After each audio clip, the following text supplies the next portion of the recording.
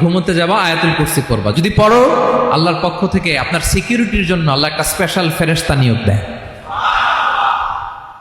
সকাল পর্যন্ত আপনার সিকিউরিটি দেয়, শয়তান আপনার কাছে আসতে পারে না।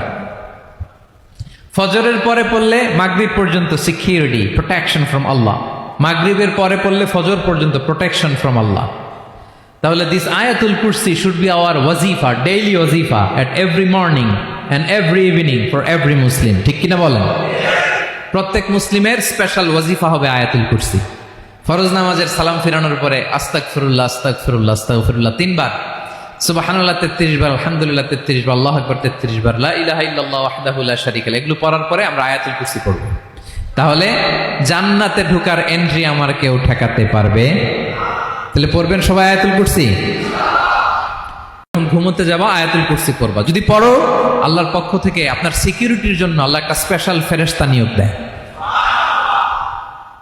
সকাল পর্যন্ত আপনার সিকিউরিটি দেয়, শয়তান আপনার কাছে আসতে পারে না। ফজরের পরে পড়লে মাগরিব পর্যন্ত সিকিউরিটি, প্রোটেকশন ফ্রম আল্লাহ। মাগরিবের পরে পড়লে ফজর পর্যন্ত প্রোটেকশন ফ্রম আল্লাহ। তাহলে this Ayatul Kursi should be our ওয়াজিফা, ডেইলি ওয়াজিফা at every morning and every evening for every Muslim. ঠিক কিনা বলেন? প্রত্যেক মুসলিমের স্পেশাল ওয়াজিফা হবে আয়াতুল কুরসি। ফরজ নামাজের সালাম ফিরানোর পরে আস্তাগফিরুল্লাহ আস্তাগফিরুল্লাহ আস্তাগফিরুল্লাহ 3 বার, সুবহানাল্লাহ 33 বার, আলহামদুলিল্লাহ 33 বার, আল্লাহু আকবার 33 বার, লা ইলাহা ইল্লাল্লাহু ওয়াহদাহু লা শারীকা লাহু, এগুলো পড়ার পরে আমরা আয়াতুল কুরসি পড়ব।